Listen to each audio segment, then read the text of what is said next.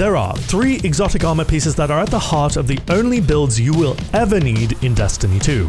One for Hunters, one for Titans, and one for Warlocks. They make every kind of content in Destiny 2 significantly easier, but more importantly, a hell of a lot more fun to play. None of these builds require high stat armor or any specialist knowledge. You don't need to be a min-maxing tryhard to learn how to use them. All they need is a little patience, time, and a willingness to learn. If you're new to buildcrafting, this video will introduce you to this wild world of obscene power fantasy. Once you get started, there's going to be no going back and you will find yourself hooked, like I did. But if you're a seasoned veteran of this world, chances are you've seen these builds around. You might pick up something you didn't know before, as we're going into high detail as to how everything works. If I miss something, I invite you to add to this video in the comments down below. Builds and Destiny 2 have become the meta. It's hard to name a more iconic duo right now in the YouTube space. Except maybe for YouTubers and the sponsor of this video, Raid Shadow Legends. Come on, you knew it was overdue. I thought it would be a meme, but I downloaded Raid last night and I haven't been able to stop playing it. It's an RPG with over 700 unique champions, each with their own unique skills and abilities. You can choose between 15 different factions such as the Terrifying Undead, Brutal Orc Warlords, Regal Elven Warriors, and so many more. The game looks complex when you first boot it up, but honestly I was surprised by just how easy it is to learn. There's 12 challenging dungeons to take on, each with their own boss they'll take a little more than just the right build to take down. And the Crucible Doctor in me loves the fact that there's PvP to enjoy, where you can battle against players from all around the world with classic, tag team, and live arena game modes. Besides that, Raid's a live service game like Destiny, which means regular updates and new features added all the time, like the fearsome new boss, Akumori, the Phantom Shogun. This big boy is guarding everything you need for Accessory Ascension, a new feature that allows you to upgrade your gear to even greater heights. And if you've somehow managed to miss out on the incredible animated limited series, Raid Call of the Arbiter, then you can check out all 10 episodes on the official Raid Shadow Legends YouTube right now. Use my link in the description or scan my QR code on screen to get some really handy bonuses, like the Epic Champion Talia and other useful bonuses. Once you're in and crushing your enemies, come find me under the name Ascendant Nomad. Click the link in the description down below and I'll see you on the battlefield. We're going to kick this video off with the correct class, Hunters. Now, all you need to do is the following. Step 1. Equip Orpheus Rigs. Step 2. Equip Wishender. Thank you very much for watching. My name is Ascendant Nomad and I'm No, but seriously, this build is pretty simple and it revolves around maximum uptime around tethers and causing unabated mayhem with your grenades. Whilst the goal is to get your tether back as quick as possible, there is a surprising amount of flexibility in how you choose to play this build. Here's the loop. 1. Build your super by killing adds with Wishender or your grenades. 2. Tether a group of enemies that ideally involves a major or elite. Those are the orange or yellow bar enemies. 3. Shoot the tethered major or elite with a Wishender. 4. Watch in amazement as your super bar is almost entirely refilled immediately. 5. Top up the super bar by killing things, and repeat. So, what's going on here? If you tether enough things with the Deadfall tether, Orpheus Rig will refund you 50% of your super bar immediately. That's why you want to use it. It's what we do on top of that which really takes this to another level. As you know, you gain super energy by dealing damage. Wishender deals a boosted amount of damage to enemies for being a kinetic exotic primary, but because of its, shall we say, unique tuning, it currently deals a stupid amount of damage. Stupid enough to make your super energy bar noticeably jump when you damage an enemy. Have a look at the bar here where I'm just damaging a boss normally. In a tethered group, that chunk is multiplied across how many enemies are actually tethered. The amount of damage dealt is dependent on enemy type. Beefier enemies will be able to take the full brunt of Wishender's damage output without dying. Therefore, it's important to place a tether in a group that involves at the very least a major. So combine the 50% refund from Orpheus Rig and the massive chunk damage dealt, and the end result is that after one good tether and one clean shot on a major, your super bar will refill past the halfway mark and set you well on your way to your next tether. A bit more ad clearing, or pickup, or Wishender damage to beefier enemies, and you'll be good to go again. It kind of speaks for itself. Now, let's learn how to set this up. In your Void subclass screen, select Deadfall Tether to grab as many enemies as you can. You can select any dodge you want, and triple jump is a must for PvE. For grenades, I went with Vortex to pull in clustered enemies to maximize kills, but you can also use Suppressor if you need a champion shutdown. For aspects, use Vanishing Step to turn invisible when you dodge, and Stylish Executioner to gain invisibility when you kill a void debuffed target. Our grenades will be activating this regularly thanks to the following fragments. Echo of Undermining, your void grenade weakens targets. Echo of Starvation, picking up a void breach or orb will grant Devour, which gives you full health when you kill something and also gives you grenade energy. Echo of Vigilance, Overshield is granted when you kill something with no shields, highly useful in GMs as overshields give you damage resistance. And finally, Echo of Persistence, increase void buff duration for Devour, Invisibility, and Overshield. You can see here that we've gone pretty hard into Devour and Invisibility. We're relying on killing a lot with our grenades in order to stay alive. You'll also notice these fragments come at a cost, a significant stat penalty of 50 in total. Don't freak out though, because in practice, it's not going to matter. For your stats, prioritize Resilience and Discipline, get them as high as you can go. Resilience is for survivability, Discipline is for grenade regen. Mobility is the next priority, with higher tiers allowing you to dodge more and escape tricky situations. If you're not sure which of your armor pieces work for this, go to d2armorpicker.com. I'll link a video down below the like button that explains how to use it. Now, for your armor mods. On the helmet, equip Ashes to Assets for bonus super energy on grenade kills and whatever else you want. Arms, equip Firepower for orbs on grenade kills. Super important for our Devour loop. Bolstering Detonation will give you dodge energy on grenade hits. Chest. Any resist mods you want, adjust these for the activity you're running. It's always a good idea to run Concussive Dampener or Sniper Resistance, but if there's an elemental threat active in, say, a Lost Sector or a GM, you may want to consider those too. Rigs. Insulation to reduce class cooldown, Absolution to reduce all cooldowns, and Innovation to further reduce grenade cooldown on orb pickup. Class item. Reaper for orbs on killing with weapons after dodging, Utility Kickstart for immediate regen of dodge when using it, and Bomber for reducing grenade cooldown when you dodge. Hey, Editor Nomad here.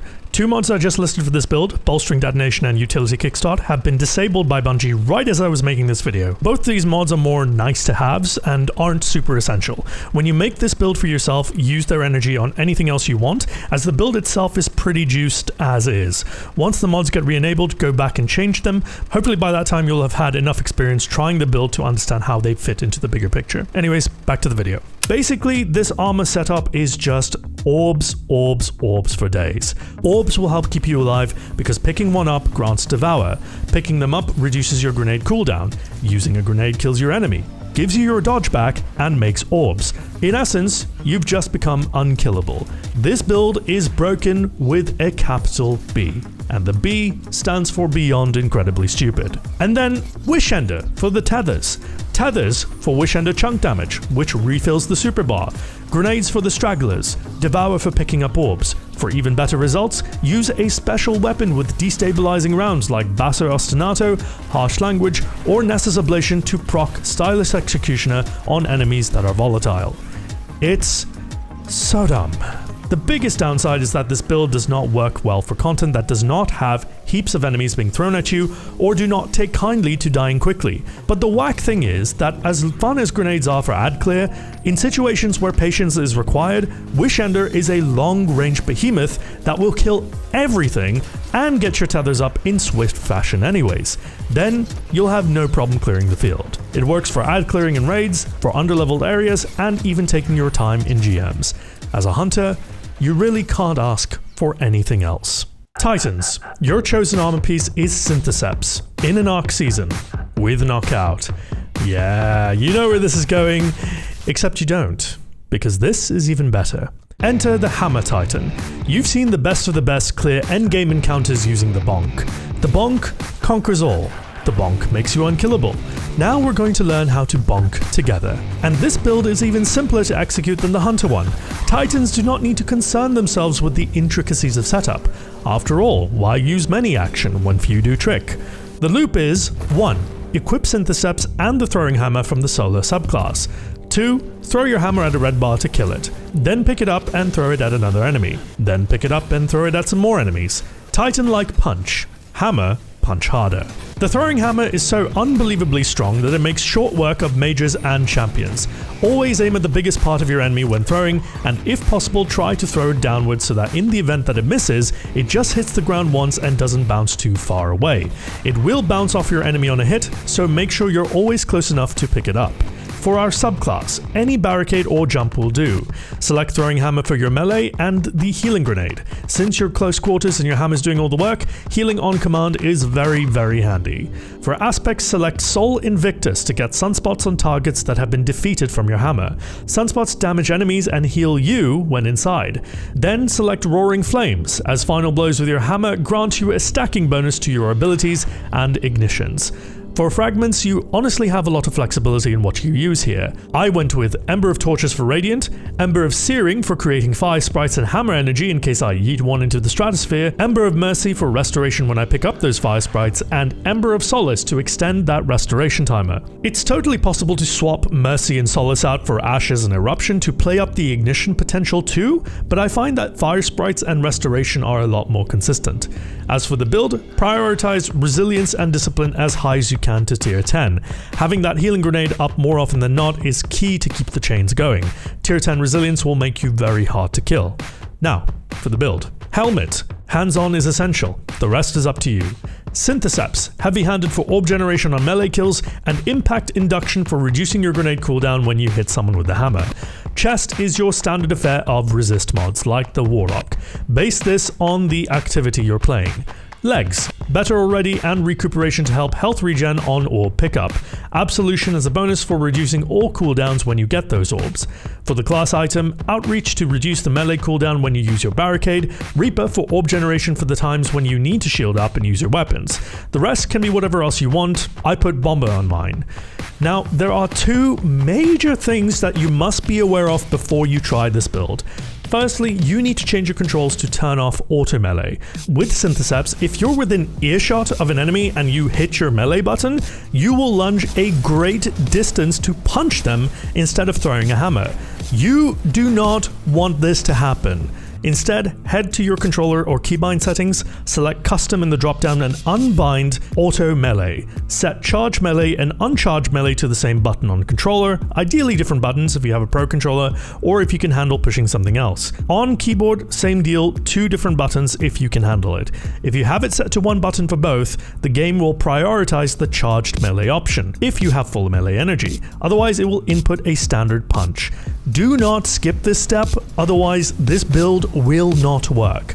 Secondly, respect the playstyle. This is a point-blank, run into their faces kind of a build.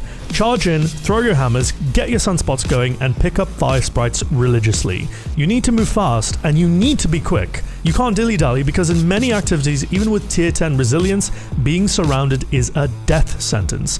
Get good at throwing your hammer in enemy-dense content. If you want an easy training ground, I highly recommend doing Altars of Sorrow on the Moon. Super easy enemies, extremely hard to die, and hammers hit like a truck, killing the nightmares very quickly. The biggest skill curve is just being used to being hyper-aggressive without dying and knowing how to throw the hammer at different types of enemies. But because of the playstyle required, you'll learn very quickly if you stick with it. Once you do, you'll find that this build is good for everything, including boss DPS if you can stand right next to them to do damage. It is incredibly stupid and incredibly Titan. Now, Warlocks. Your chosen exotic is Sunbracers. You may think you know how to do this, but even the veterans miss a key step in this loop. It's tricky, it requires setup, but when it gets going, it just doesn't stop. As you can see, this build excels at ad clear, but it can also do a serious number on elites and bosses. So what the hell is going on here exactly? The core of this build is doing just 2 things. Use an Incinerator Snap to kill a red bar, which procs Sunbracers, and then proceed to throw as many grenades as you can in a short time period. But today we're going to build around looping these 2 actions as quickly as possible. Let's set up our subclass properly first. For the abilities, we want Phoenix Dive, which we'll get to soon, Whatever Jump You Want, Incinerator Snap, and Solar Grenade. For aspects, Touch of Flame will juice our solar grenades to help with the efficacy of our build, whilst Heat Rises gives us increased melee energy when we get final blows in the air. See where this is going? The fragments are Ember of Resolve, which restores your health when you get a grenade kill, perfect since we're throwing loads of grenades. Torches will make you radiant when you use your snap, irrespective of if you kill or not. Solace will give radiant and restoration longer timers, and Empyrean will make it so that any solar, weapon, or ability kills will extend the timers of radiant and restoration. Now, I want to break down the loop so you can understand why the build recommendations are the way they are. Understanding this loop is key to success. First off, hold down the grenade button to consume the grenade in order to get Heat Rises to activate. Secondly, approach a red bar enemy and use Incinerator Snap on them. The goal is to kill them with the snap, so depending on the activity that you're currently in, it might be a good idea to take a bit of health off first with a weapon to guarantee the kill with the snap. Once you kill with the snap, your sun braces will activate. At this point, get into the air. Not only will you be able to see the field clearer to place your grenades better, but it's essential for the benefit of Heat Rises to take effect. Final blows while airborne increase the duration of Heat Rises and grants melee energy. That is important. You have 4 seconds upon the snap kill to do as much work as you can. Hopefully you've done enough to have another snap ready to go. If you don't, then keep in the air and keep killing with a normal grenade or your weapons until your melee energy is fully recharged. Once you got your snap back up, repeat this loop. The key here is keeping that Heat Rises timer alive. Keep killing whilst airborne, and provided you have enough enemies, you should be able to keep the loop alive. Now, let's talk about the build. Prioritize resilience and discipline. Again, I know, a bit of a theme here. If you can't do both, then just focus on resilience. Get that as high as you can, ideally 100. The rest of the stat distro can be whatever you want. Higher tier strength will help you get your snap back quicker. For your helmet, equip Ashes to Assets and any other mods you want. On your sun braces, use firepower so your solar grenades create lots of orbs. Momentum transfer helps reduce the melee cooldown when you damage enemies with grenades. For the chest, standard resistance mods that are appropriate for the activity. For the legs, use Better Already and Recuperation to heal you on orb pickup and Invigoration to get your melee back. And finally, for the class item, Distribution and Outreach will help with your cooldowns when you Phoenix Dive near anyone. Alright, Phoenix Dive, what's that about? When Heat Rises is active, Phoenix Diving gives you Restoration X2, which is really important to understand. Restoration X2 is the strongest form of healing in the game, bar none, as of the making of this video. It's in your best interest to have this up all the time. When you dive at any point during the loop, Restoration X2 will take effect. The initial restoration timer is not that long, usually only 4 to 5 seconds at best, but thanks to our fragment setup, solar ability or weapon kills will extend that timer, essentially allowing you to be infinitely restoring health whilst you're killing. This transforms the build from really strong to downright broken. On top of that, Phoenix Diving with Heat Rises active applies Scorch when you land near targets, which can ignite your targets if they're already scorched, which extends the restoration timer. So, the new loop is: Step 1. Consume your grenade for Heat Rises. Step 2. Use an Incinerator Snap to kill an enemy. Step 3. Rain fire from above with your grenades. Step 4. Use Phoenix Dive at any point to start restoration. Step 5. Restart the Sun Braces loop and kill from above to extend the restoration timer. You will become literally unkillable now. Short of being beamed by an ogre and a GM, if you've got 100 resilience on, you will tank everything thrown at you and you will do an ungodly amount of damage to boot. The main weakness of this build is that it has a really low uptime against bosses that require a DPS phase, but that's what your weapons in the Well of Radiance is for. Otherwise, this is a stupid amount of power fantasy for a little bit of effort and a little bit of setup. And there you have it. 3 builds, 3 classes. This is my first time doing any sort of build content, so please let me know if you enjoyed it in the comments down below. Come on by the Twitch stream if you have any questions. I'll be more than happy to answer it and demonstrate them in action. We're live every Tuesday and Thursday around reset or shortly after it. A huge thanks to the patrons who continue to make these videos possible. I'm Ascendant Nomad, and I'll see you next time. Cheers.